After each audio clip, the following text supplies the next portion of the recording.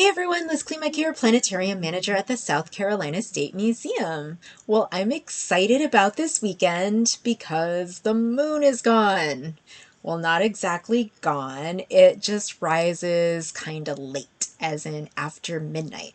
Now, don't get me wrong, I love moon gazing, but sometimes I want to see other things. And usually when the moon is out, it throws a lot of extra light up into the sky such that it's hard to see some of the dimmer things up there, such as the fainter constellations. So let's take advantage of this weekend's dark, moonless, pre-midnight sky and check out a few things. So here we are on Saturday, July 11th at 10 p.m. from right here in Columbia. And if we look off towards the southeast, there is a pattern of stars called Sagittarius the Archer. Now, can you see an archer made out of these stars? Need a hint? What if I told you that it's not any regular archer, but a centaur, a mythological creature who's half man, half horse, and he has his bow and arrow drawn there? Still can't see it? If not, don't feel bad because I don't know anyone who can see a picture anything like that given this pattern of stars. In fact, people instead usually see a teapot, and I have to say that I see that as well. So if you just take the brighter stars in this pattern, perhaps you can imagine these stars forming the main part of the teapot or kettle, and here is a curvy handle, pointy lid, and a spout. And there are some dimmer stars that don't quite fit that picture, but that's okay because really, you're probably not going to see those in the real sky given how faint they are. But while a lot of people see a teapot, someone once upon a time saw this, and it kind of stuck. So this is Sagittarius the Archer.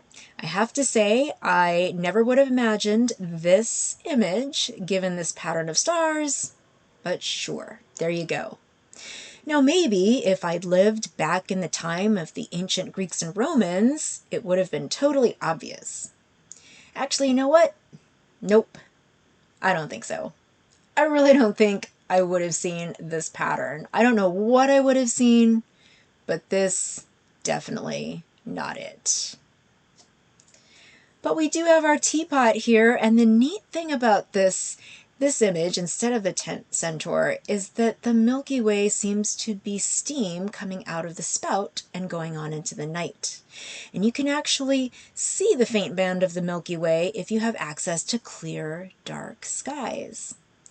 So I really think the teapot image is much more fitting for this pattern of stars in this part of the sky. And if you have a hard time finding the teapot or our archer here, it is nestled between this big giant J, which is Scorpius the Scorpion. I talked about this constellation a few episodes back. And on the other side of Sagittarius, we do have two bright planets, Jupiter and Saturn. So you can kind of use these planets and our big giant J over here as landmarks in the sky to help you find Sagittarius if you're having trouble finding it. But regardless of what you see in this pattern of stars, be it a teapot, a kettle, or some sort of archer, I hope that you'll go out and be able to find it and enjoy. Now, I am excited to announce that the Planetarium's Live Sky program is going to be reintroduced into our show schedule starting next Tuesday for the museum's second shift Tuesday. It'll be at a new time at 7:30, and if you're unfamiliar with our Live Sky programs, they're basically what people think of as a traditional planetarium show or a Sky to Night program where we use our digital dome theater to recreate what it's like to be under the night sky on a particular night. And no two live skies are ever exactly the same because it depends not only on what date it is, but also what's going on in current events in astronomy and who the presenter is, because we each have our own distinctive styles and things that we want to share.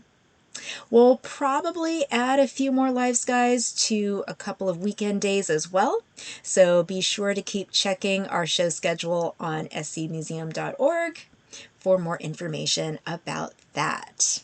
And I do want to mention before I forget that if you've not been to our planetarium before, it is a really big theater, and so there's lots of space to get spaced out, as I like to say, so that we can all enjoy the night sky comfortably, given our current capacity limit. But at any rate, thank you for joining me here this week, and as always, take care of yourselves and each other, and I hope to see you again soon.